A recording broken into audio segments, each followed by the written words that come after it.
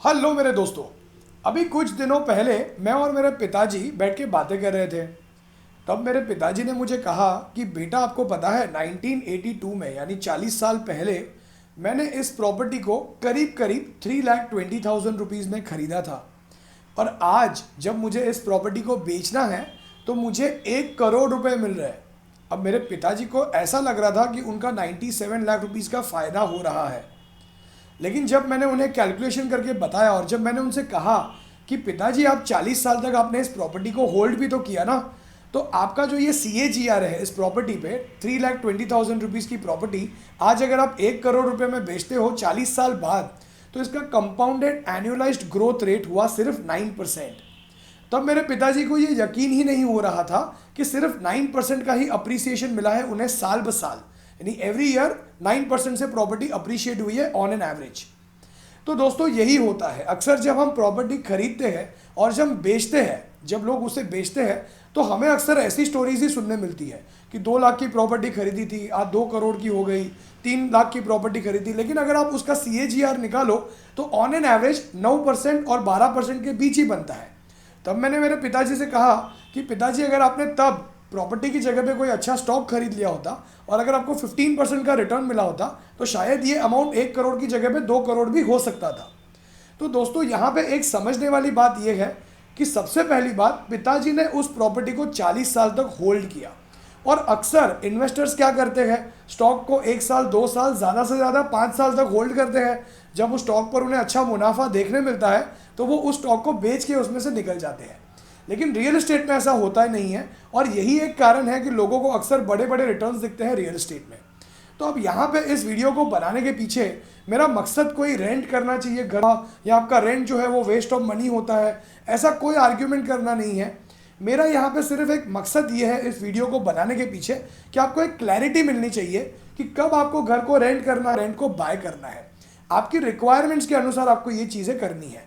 तो दोस्तों, आइए समझते हैं। मैंने एक्सेल में छोटा सा कैलकुलेटर भी बनाया है आपको ये ज़्यादा आसानी से समझाने के लिए। तो दोस्तों, आगे इस वीडियो से कुछ सीखे उससे पहले, मैं हूं भावेन, सर्टिफाइड फाइनेंशियल प्लानर, और आप देख रहे हैं YouTube channel the art of wealth building, आपका one point destination to seek an unbiased consultation on personal finance. और दोस्तों, अगर आप अपना पर्सनल फाइनेंशियल प्लान बनवाकर ये समझना चाहते हैं कि कैसे आप अपने पर्सनल फाइनेंशियल गोल्स अचीव कर सकते हैं, जैसे घर खरीदना, रिटायरमेंट पे आपको कितने पैसे चाहिए होंगे, बच्चों की हायर एजुकेशन, मैरिज, वेकेशंस पर जाना, कार खरीदना, और कैसे आप इन गोल्स को प्लान कर सकते हैं और आपको अभी से क्या करना होगा, ये सारी चीज़ें समझने के लिए और अपना पर्सनल फाइनेंशियल प्लान बनवाने के लिए आप मुझे व्हाट्सएप कर सकते हो आपकी स्क्रीन पर आए हुए नंबर पर।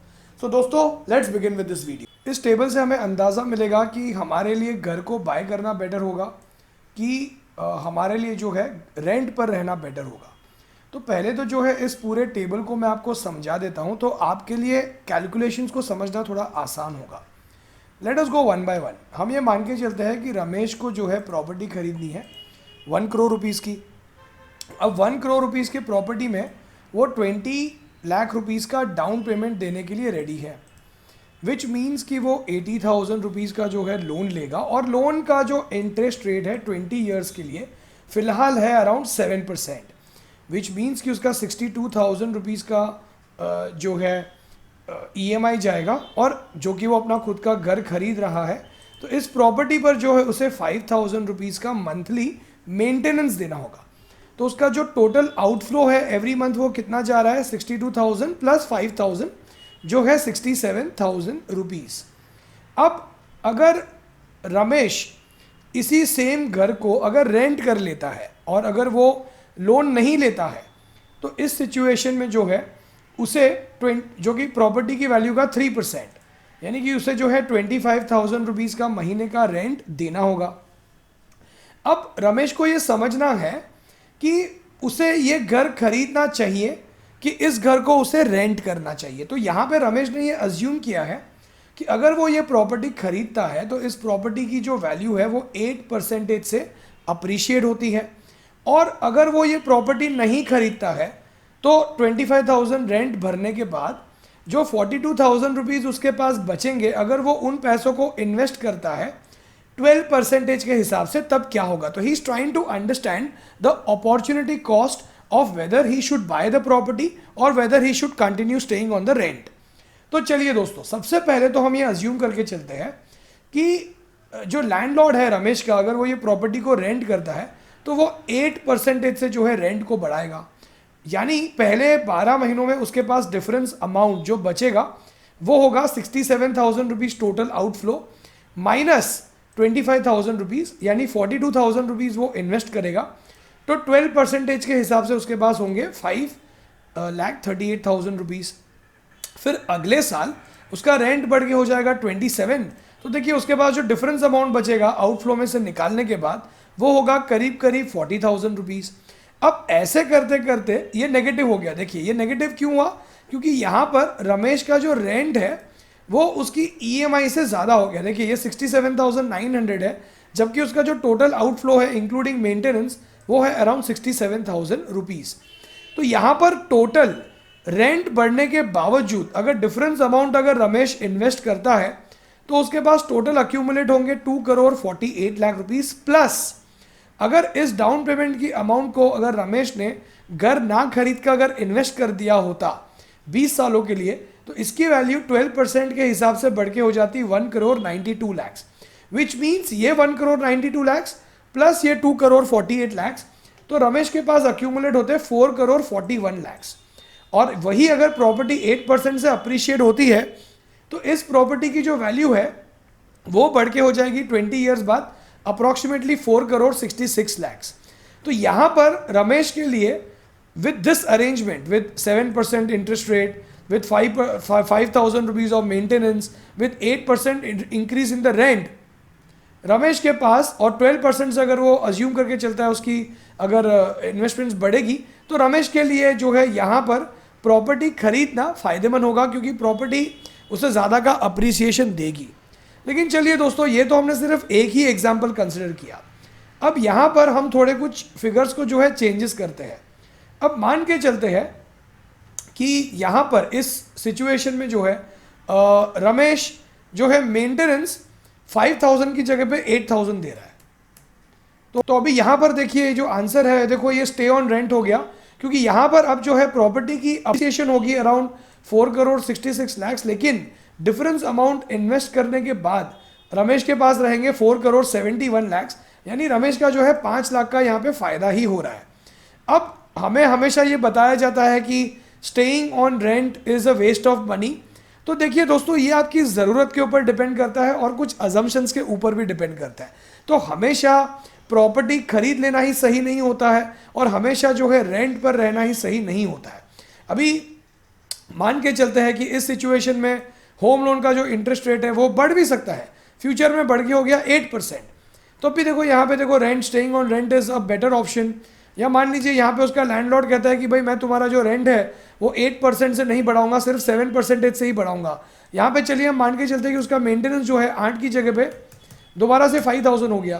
तो भी देखो इस अरेंजमेंट के साथ, क्योंकि प्रॉपर्टी का अप्रिसिएशन है वो 8% कंसिडर कर रहा है और जस्ट बिकॉज होम लोन का इंटरेस्ट रेट बढ़ा दिया हमने, तब भी देखो उसके लिए रेंट पर रहना ज़्यादा फायदेमंद हो रहा है, क्योंकि डाउन पेमेंट के पैसे इन्वेस्ट करने के बाद और बची हुई रकम इन्वेस्ट करने के बाद उसके पास यहाँ पर ज़्यादा पैसे इकट्ठा रहेंगे।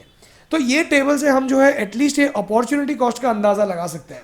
अभी मान के चलते हैं कि रमेश ने यहाँ पे अज्यूम किया कि उसकी प्रॉपर्टी जो है डेवलपिंग एरिया में वो ले रहा है, तो यहाँ पर उसकी प्रॉपर्टी का दाम बढ़ेगा 10% से। तो देखिए यहाँ पे उसका जो है वापस से बाय हो गया कि उसके लिए प्रॉपर्टी खरीदना ज़्यादा फायदेमंद रहेगा। या मान लीजिए कि यहाँ पे वो एक्सपेक्ट कर रहा है कि उसका जो रिटर्न है वो 12 की जगह पे 15% हो जाएगा। तो देखिए दोबारा प्रॉपर्टी अप्रिसिएशन 10% एक्सपेक्ट करने के बावजूद भी देखो यहाँ पे उसके लिए रेंट पर रहना ज़्यादा फायदेमंद रहेगा। या मान के चलते हैं कि अब होम लोन का इंटरेस्ट रेट हम 6% ही कंसिडर कर लेते हैं, तब भी देखो यहाँ पर उसके लिए रेंट पर रहना ज़्यादा फायदेमंद रहेगा। लेकिन 6% इंटरेस्ट रेट के साथ हम ये मान के चलते हैं कि लैंडलॉर्ड ने उसे कहा कि भाई मैं तो तेरा जो रेंट है वो 10% से बढ़ाऊंगा, तो देखिए दोबारा यहाँ पे बाय का ऑप्शन बेटर हो गया। तो अगेन यहाँ पे हम कोई आर्ग्यूमेंट नहीं कर रहे कि रेंट पे रहना बेटर है कि घर खरीदना बेटर है। ये अगेन डिपेंड करता है आपकी रिक्वायरमेंट्स पे और अपॉर्चुनिटी कॉस्ट पे कि आप कौन से एरिया में घर खरीद रहे हो। क्या आप अपना जॉब ज़्यादा फ्रीक्वेंटली स्विच करते हो, आप अपनी सिटीज़ जो है ज़्यादा स्विच करते हो, ये सब जो है रिक्वायरमेंट समझने के बाद ही जो है हमें डिसाइड करना है कि आपको रेंट पे रहना है कि आपको घर खरीदना है। अब दोस्तों अगर आप भी अपना पर्सनल फाइनेंशियल प्लान बनवा कर कुछ ऐसा ही समझना चाहते हैं, क्योंकि यही सब चीज़ें हम अपने क्लाइंट्स को भी समझाते हैं, हम उन्हें बताते हैं कि उनके लिए क्या चीज़ सही होगी, उनके क्वेश्चंस को हम सही से आंसर करते हैं। और अगर आप भी ये समझना चाहते हैं कि आपको रिटायरमेंट के लिए कितने पैसे चाहिए होंगे, आपको अपने बच्चों की हायर एजुकेशन के लिए कितने पैसे चाहिए होंगे, आप अपना फाइनेंशियल प्लान बनवा कर ये सब चीज़ें समझना चाहते हैं, आपके लिए क्या सही होगा, तो आप व्हाट्सएप कर सकते हो इस नंबर पर अपना पर्सनल फाइनेंशियल प्लान बनवाने के लिए। अभी हम समझते हैं नेक्स्ट एक ऑप्शन को। जब मैं मेरे क्लाइंट्स को कंसल्ट करता हूं तब कई सारे लोग मेरे पास आके ये कहते हैं कि भाविन हम घर खरीदना चाहते हैं जस्ट बिकॉज हमें जो है टैक्स की सेविंग करनी है। तो देखिए दोस्तों, होम लोन के लिए सिर्फ अगर आप ऐसा सोच रहे हो कि हम टैक्स की सेविंग करने के लिए हम जो है होम लोन ले लें, तो वो शायद सही नहीं होगा। ये मैं आपको समझाता हूँ क्यों। देखिए, अगर 80 लाख रुपए का अगर लोन लेता है रमेश इस एग्जाम्पल के हिसाब से, तो 80 लाख रुपए के लोन का उसका जो ईएमआई है वो बनेगा 57,000 रुपीज़। अब इसमें दो कंपोनेंट्स होते हैं जहां पे वो टैक्स की बचत कर सकता है। एक है प्रिंसिपल अमाउंट और एक है इंटरेस्ट। अब प्रिंसिपल जो होता है ना, वो तो एटीसी में दिखा सकता है रमेश, विच मीन्स कि वो पीपीएफ में निवेश करके भी इस एटीसी की बचत कर सकता है। वो चाहिए तो वीपीएफ करके भी जो है वॉलंटरी प्रोविडेंट फंड में भी जो है निवेश करके ये बचा सकता है। वो चाहे तो ईएलएसएस में भी जो है निवेश करके इस अमाउंट को बचा सकता है। तो ये तो हम मैटर करता ही नहीं है हमें, लेकिन हमें मेन चीज़ जो मैटर करती है वो है इंटरेस्ट रेट। अब इंटरेस्ट रेट पे मैक्सिमम जो आप इंटरेस्ट भरते हो बैंक को, उस पर आप मैक्सिमम 2 लाख रुपए का टैक्स सेविंग कर सकते हो। और उस पर अगर आप 20% टैक्स ब्रैकेट में है तो 40,000 रुपीज़ का आपका टैक्स सेविंग होगा। और मैक्सिमम अगर आप 30% टैक्स ब्रैकेट में हो तो आपका 60,000 रुपीज़ का टैक्स सेविंग होगा। लेकिन ये देखिए, रमेश जो है पहले 12 महीने में ही बैंक को ऑलमोस्ट 4,74,000 रुपीज़ का जो है इंटरेस्ट पे करेगा, जिसमें से वो सिर्फ 60,000 रुपीज़ का जो है टैक्स सेव कर पाएगा। विच मीन्स कि 4 लाख रुपीज़ जो है उसने अपने जेब से खर्चा बढ़ाया just to save the tax, क्योंकि उसके मन में ऐसा था कि वो होम लोन लेके टैक्स की बचत करेगा। तो ये उसकी सोच सही नहीं होगी। तो दोस्तों, अब आई एम श्योर आपको ये समझ में आ गया कि हर बार घर खरीदना ही सही ऑप्शन नहीं होता और हर बार रेंट पर रहना ही सही ऑप्शन नहीं होता है। आपको जो है अपॉर्चुनिटी कॉस्ट को एनालाइज करना ज़रूरी है और ये समझना ज़रूरी है कि आप क्या अजम्पशंस लगा रहे हो, उसके बेसिस पर आपको डिसाइड करना है कि आपको घर खरीदना है कि आपको रेंट पर रहना बेटर होगा। सो फ्रेंड्स, अगेन इस वीडियो से मेरा मकसद सिर्फ ये था कि मैं आपको समझा सकूं कि कौन से सिचुएशंस में आपको घर को रेंट करना चाहिए और कौन से सिचुएशंस को कंसिडर करके आपको घर को बाय करना चाहिए। यहाँ पे हम कोई आर्ग्यूमेंट नहीं कर रहे हैं कि आपको घर को रेंट करना बेटर होगा या घर को बाय करना बेटर हो। तो दोस्तों, अगर आपको इस वीडियो से कुछ सीखने मिला हो तो प्लीज़ इस वीडियो को लाइक कीजिए और मुझे मोटिवेट कीजिए और भी ऐसे वीडियोस बनाने के लिए। और जितना आप ज़्यादा लाइक करोगे और कमेंट करोगे उतना इस वीडियो की रीच बढ़ेगी और ज़्यादा लोग इस वीडियो को देख पाएंगे। तो मैं आपसे थोड़ी सी हेल्प चाहूँगा, लाइक और कमेंट ज़रूर कीजिए। आप हमारा इंस्टाग्राम हैंडल भी फॉलो कर सकते हैं, the art of wealth building search करके। और अगर अब तक आपने इस चैनल को सब्सक्राइब नहीं किया तो सब्सक्राइब कर लीजिए और बेल आइकन पर क्लिक कीजिए और ऑल पर क्लिक कीजिए, तो आपको हमारे हर संडे और वेडनेसडे वाले वीडियोस अपलोड होते ही नोटिफिकेशन मिलेगा आपके स्मार्टफोन पर। और दोस्तों, आप हमारा टेलीग्राम चैनल भी ज्वाइन कर सकते हैं, जिसकी लिंक मैंने नीचे डिस्क्रिप्शन में दी है। मैं बहुत ही अच्छे क्विज वगैरह पूछते रहता हूँ, तो अगर आप अपना नॉलेज बढ़ाना चाहते हैं तो आप टेलीग्राम चैनल भी ज्वाइन कर सकते हैं। और अपना पर्सनल फाइनेंशियल प्लान बनवा कर ये समझना चाहते हैं आप कि आप अपने फ्यूचर फाइनेंशियल गोल्स कैसे अचीव कर सकते हैं, तो आप मुझे व्हाट्सएप कर सकते हो आपकी स्क्रीन पर आए हुए नंबर पर। थैंक यू सो मच दोस्तों, आज के लिए इतना ही। आपका कीमती समय देने के लिए बहुत बहुत धन्यवाद। God bless you all.